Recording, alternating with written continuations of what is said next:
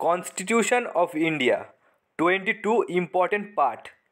ভারতীয় সংবিধানের যে 22টি পার্ট আছে সেটা নিয়ে কিন্তু আজকের আলোচনা করব আমি আমার চ্যানেলের মাধ্যমে শুধুমাত্র কিন্তু তোমাদেরকে জিকের ক্লাস প্রোভাইড করে থাকি। এছাড়াও টপিক ওয়াইজ জিকে পড়াই এবং টপিক ওয়াইজ জিকে কমপ্লিট হওয়ার পরে সেই নির্দিষ্ট সাবজেক্টের কিন্তু গুরুত্বপূর্ণ কোশ্চেনগুলো আলোচনা করে দিই।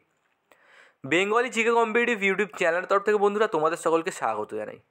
বন্ধুরা, আজকের টপিক তোমরা দেখে নিয়েছো। এর আগে কিন্তু 3টি ক্লাস কমপ্লিট হয়ে গেছে কনস্টিটিউশনের। তোমরা যারা করনি অবশ্যই চ্যানেলে ভিজিট করে ক্লাসগুলি করে নাও। এছাড়াও বলবো বন্ধুরা, চ্যানেলে যদি নতুন ভিজিট করে থাকো চ্যানেলটি সাবস্ক্রাইব করে বেল আইকনটি প্রেস করে দাও। এর আগে কিন্তু খুবই গুরুত্বপূর্ণ টপিক যেমন ভারতীয় সংবিধানের পটভূমি, মৌলিক অধিকার, গুরুত্বপূর্ণ হচ্ছে আর্টিকেল, এছাড়াও কিন্তু আরও এর সঙ্গে 4-5টা কিন্তু গুরুত্বপূর্ণ টপিক আমি কমপ্লিট করে দিয়েছি। প্রথমে দেখো বন্ধুরা, পার্ট 1, ঠিক আছে। পার্ট 1 ধারা 1 থেকে 4 কী কী বলা আছে এর মধ্যে? ভারতীয় ভূখণ্ড প্রশাসন, নতুন রাজ্যের সূচনা। পার্ট 2 5 থেকে 11 নম্বর ধারা নাগরিকত্বের কথা বলা রয়েছে। পার্ট 3 12 থেকে 35 নম্বর ধারা তোমাদের এর আগে পুরোটাই কমপ্লিট করেছি, মৌলিক অধিকার। পার্ট 4 36 থেকে 51 নম্বর ধারা রাষ্ট্রের নির্দেশমূলক নীতিসমূহ।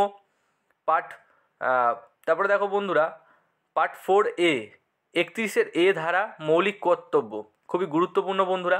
31 ধারাটা কেন গুরুত্বপূর্ণ এটাও কিন্তু তোমাদের এর আগে পড়িয়েছি। পার্ট 5 52 থেকে 151 কেন্দ্রের শাসন ব্যবস্থা ও সরকার। পার্ট 5 কী বললাম বন্ধুরা? 52 থেকে 151 নম্বর ধারা কেন্দ্রের শাসন ব্যবস্থা ও সরকার। পার্ট 6 দেখো 152 থেকে 237 নম্বর ধারা রাজ্যের শাসন ব্যবস্থা ও সরকার। প্রথমে দেখলাম কেন্দ্রের শাসন ব্যবস্থা ও সরকার, তারপরে কি দেখলাম বন্ধুরা? পার্ট 6-এ রাজ্যের শাসন ব্যবস্থা ও সরকার।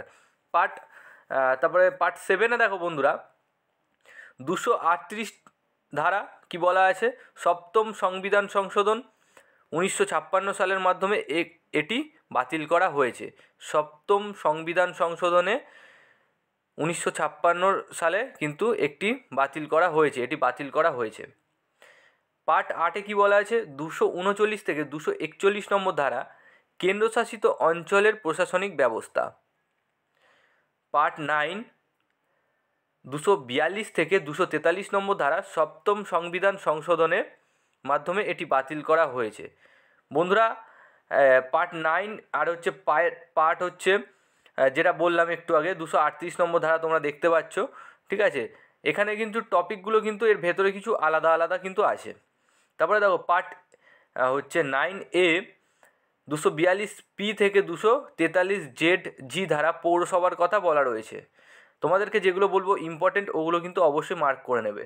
তারপরে দেখো বন্ধুরা, পার্ট 10 244 নম্বর ধারা তপশিলি জাতি ও উপজাতিভুক্ত অঞ্চল। পার্ট 11 দেখো 245 থেকে 263 নম্বর ধারা কেন্দ্র ও রাজ্যের মধ্যে শাসনতান্ত্রিক সম্পর্ক। পার্ট 12 264 থেকে 300 নম্বর ধারা অর্থ সম্পদ চুক্তি এবং মামলা মোকদ্দমা প্রভৃতি। পার্ট 13 301 থেকে 307 নম্বর ধারা ব্যবসা বাণিজ্য এবং অন্তরাজ্য সম্পর্ক কিন্তু বলা রয়েছে। তারপরে দেখো পার্ট 14 308 থেকে 323 নম্বর ধারা কেন্দ্রীয় ও রাজ্য সরকারি চাকরি। পার্ট 14A 323A এবং 323B ধারা বিশেষ প্রশাসনিক ট্রাইব্যুনাল গঠন, যেটা তোমরা বেঙ্গল পুলিশে পরীক্ষা দিয়েছো তোমরা জানো বন্ধুরা, স্যাটে কিন্তু মামলা চলছে, ঠিক আছে। বিশেষ ক্ষেত্রে কি দেখি আমরা? স্যাট, স্টেট অ্যাডমিনিস্ট্রেটিভ ট্রিব্যুনাল, ঠিক আছে। এরকম এই জিনিসটা কিন্তু বন্ধুরা পার্ট 14A 323A থেকে 323B ধারায় কিন্তু বলা রয়েছে। পার্ট 15 দেখো 324 থেকে 329 নম্বর ধারা নির্বাচন ও নির্বাচন কমিশন, খুব গুরুত্বপূর্ণ বন্ধুরা। 324 থেকে 329 নম্বর ধারা। এর আগে কিন্তু টোটাল আর্টিকেল কিন্তু আমি কমপ্লিট করে দিয়েছি, তোমরা আগের ক্লাসগুলো অবশ্যই ভিজিট করে দেখে নাও।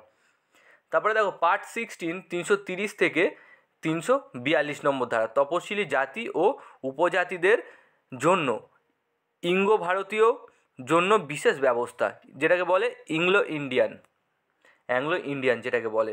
তারপরে দেখো পার্ট 17 343 থেকে 351 নম্বর ধারা সরকারি ভাষা সমূহ, খুব গুরুত্বপূর্ণ বন্ধুরা। পার্ট 17। পার্ট 18 কী বলা আছে, এটাও কিন্তু খুব গুরুত্বপূর্ণ, 352 থেকে 360 নম্বর ধারা জরুরি অবস্থা সংক্রান্ত হচ্ছে ব্যবস্থাদি, যেটা হচ্ছে 352 আছে দেশের যে জরুরি অবস্থা, 304 যোগ করো আগের দিন যেটা বলেছি, তারপরে 356 আছে রাজ্য জরুরি অবস্থা এবং 360 আর্থিক জরুরি অবস্থা। তারপরে দেখো বন্ধুরা পার্ট 18, পার্ট 19 361 থেকে 367 নম্বর ধারা ফৌজদারি মামলা থেকে রাষ্ট্রপতি ও রাজ্যপালদের নিষ্কৃতি দেবার জন্য বিশেষ ব্যবস্থা। পার্ট 19 368 ধারা 368 নম্বর ধারা সংবিধানের সংশোধন পদ্ধতি, খুবই গুরুত্বপূর্ণ বন্ধুরা এই 368 নম্বর ধারা সংবিধান সংশোধনের পদ্ধতি। ঠিক আছে, ধারাটা অবশ্যই মনে রাখবে, পার্টটা যদি ভুলেও যাও ধারাটা কিন্তু মনে রাখবে। তারপরে দেখো 369 থেকে 392 ধারা, ঠিক আছে, অস্থায়ী বিশেষ ব্যবস্থা গ্রহণ, এবং 393 ধারা সংবিধানের সংক্ষিপ্ত শিরোনাম সূচনা বাতিল সম্পর্কিত বিষয়। তারপরে টপিক দেখো বন্ধুরা রাষ্ট্র পরিচালনায় নির্দেশমূলক নীতিসমূহ। এখান থেকে গুরুত্বপূর্ণ কিছু পয়েন্ট আমি দিয়েছি, এইটা ডিসকাস করে দেবো তোমাদের মধ্যে। নির্দেশমূলক নীতি আদতে রাষ্ট্রের ওপর কিছু নৈতিক দায়িত্ব, কিন্তু রাষ্ট্র কোনো আইন পাস করে তা কার্যকরী করতে পারে না। নির্দেশমূলক নীতি আদতে রাষ্ট্রের ওপর কিছু নৈতিক দায়িত্ব, কিন্তু রাষ্ট্র কোনো আইন পাস করে তা কার্যকরী করতে পারে না। তারপরে দেওয়া আছে কি দেখো, 1935 সালে ভারত শাসন আইন অনুযায়ী গভর্নর এবং গভর্নর জেনারেলদের জন্য কিছু নির্দেশাবলী জারি করা হয়েছিল, তার অধিকাংশই আজকের এই নির্দেশমূলক নীতি। অবশ্যই বোঝা গেল বন্ধুরা। তারপরে দেখো রাষ্ট্র পরিচালনায় নির্দেশমূলক নীতিগুলি সংবিধানের 36 থেকে 51 নম্বর মধ্যে লিপিবদ্ধ করা আছে। রাষ্ট্র পরিচালনায় নির্দেশমূলক নীতিগুলি সংবিধানের 36 থেকে 51 নম্বর ধারায় কিন্তু বর্ণিত করা আছে। তারপরে দেখো মূল সংবিধানে কতগুলি নির্দেশমূলক নীতি ছিল, 13টি কিন্তু ছিল। 1976 সালে 42তম সংবিধান সংশোধনীর মাধ্যমে আরও 18টি নির্দেশমূলক নীতি যুক্ত করা হয়েছে। তারপর দেখো রাষ্ট্র পরিচালনায় নির্দেশমূলক নীতিগুলি আয়ারল্যান্ডের সংবিধান থেকে নেওয়া হয়েছে, খুবই গুরুত্বপূর্ণ কিন্তু এই পয়েন্টটা। রাষ্ট্র পরিচালনায় নির্দেশমূলক নীতিগুলি কোন দেশ থেকে সংগ্রহ করা হয়েছে বন্ধুরা, আয়ারল্যান্ড থেকে সংগ্রহ করা হয়েছে। তোমাদের কিন্তু এর আগেও টপিকটা কমপ্লিট করে দিয়েছি, সেটা হচ্ছে ভারতীয় সংবিধানের উৎস, মানে ভারতীয় সংবিধান কোন কোন দেশ থেকে গ্রহণ করা হয়েছে, মানে কোন কোন পার্টগুলো। তারপর দেখো বন্ধুরা রাষ্ট্র আইন প্রণয়নের ক্ষেত্রে এই নির্দেশমূলক নীতিগুলিকে মেনে চললে কিন্তু নীতিগুলিকে আইনে পরিণত করবে না। তারপরে দেখো নির্দেশমূলক নীতির মূল লক্ষ্য জনকল্যাণকামী সমাজ ব্যবস্থা গড়ে তোলা।